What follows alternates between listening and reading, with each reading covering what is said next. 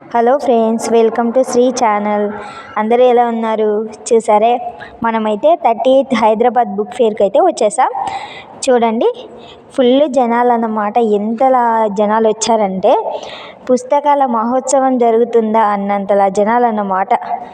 నేనైతే టికెట్ తీసుకొని లోపలికి ఎంట్రీ ఫీ జస్ట్ 10 రూపీస్ అన్నమాట. టికెట్ తీసుకొని లోపలికి ఎంటర్ అయ్యాను.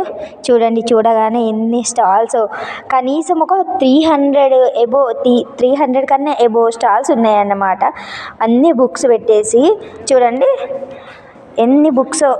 అంటే మనం అక్కడ వెళ్ళామనుకోండి బుక్ ఫేర్లో, రైటర్స్ని కూడా మనం మీట్ అవ్వచ్చు. ఎందుకనంటే ఇక్కడ యంగ్ రైటర్స్, అంటే న్యూ రైటర్స్ కూడా ఇక్కడ బుక్ పబ్లిష్ చేసి ఇక్కడ ప్రజెంట్ చేశారన్నమాట.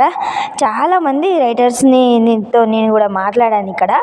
మీరు ఇంకా వెళ్ళలేదంటే తప్పకుండా చాలా మిస్ అవుతున్నట్టే.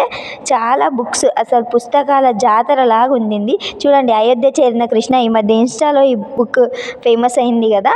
అలాగే రవి మంత్రి రాసినటువంటి అమ్మ డైరీలో కొన్ని పేజీలు, అలాంటి పుస్తకాలు, చాలా పుస్తకాలని నేను ఇక్కడ చూశాను అనమాట. ఒక రైటర్ని అడిగితే తను చెప్పారు, రైటర్ కావాలంటే సమాజానికి ఫస్ట్ భయపడకూడదు.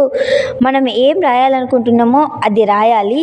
అందులో మిస్టేక్స్ ఉంటాయా లేదా అని ఆలోచిస్తూ ఆగిపోతే మనం ఎప్పటికీ రైటర్ అవ్వలేమని చెప్పారు. ఆ వర్డ్స్ అయితే నాకు చాలా బాగా నచ్చాయి.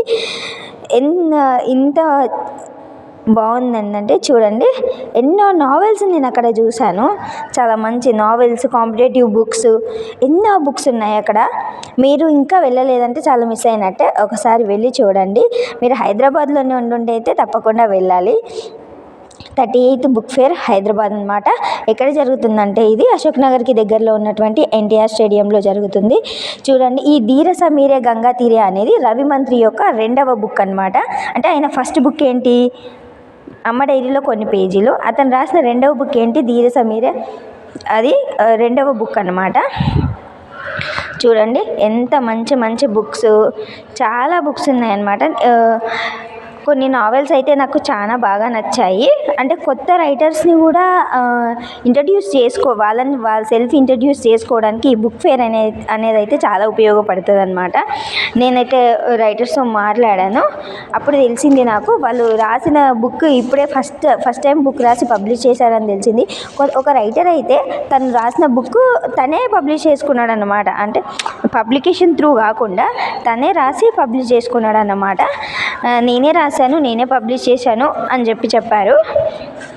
ఇంగ్లీష్లో చూడండి, ఇంగ్లీష్ బుక్స్ కూడా ఉన్నాయి. తెలుగు బుక్సే కాదు, ఇంగ్లీష్ బుక్స్, సాహిత్యానికి సంబంధించినవి, కవిత్వాలు, కథలు, నావెల్స్, కాంపిటేటివ్ బుక్స్, స్టోరీస్, ఎన్ని రకాల బుక్స్ అంటే ఎవ్రీథింగ్. మనకి ఎలాంటి బుక్ కావాలి, మనకి ఎలాంటి లిటరేచర్ ఇంట్రెస్ట్ ఉందా, క్రైమ్ థ్రిల్లర్స్లో ఇంట్రెస్ట్ ఉందా, అలా ఏ బుక్ అయినా కూడా ఇక్కడ దొరుకుతుంది అనమాట. వీటి యొక్క రేట్లు కూడా అంత ఎక్కువ ఏం లేదు, చాలా తక్కువకే ఉన్నాయన్నమాట. 200 అలా ఉంది స్టార్టింగ్ ప్రైస్. 70 రూపీస్, 80 రూపీస్ అట్లా బుక్స్ కూడా ఉన్నాయి. మనం తీసుకునే దాన్ని బట్టి ఉంటుంది. చూడండి, జాతర లాగా జరుగుతుందన్నమాట. అమ్మో, ఫుల్ జనాలు, ఘోరంగా జనాలు ఉన్నారు. వేల మంది వచ్చారు, వేల సంఖ్యలో పుస్తకాలు. ఇలా అయితే మీరు కూడా వెళ్ళండి. Bye, subscribe my channel.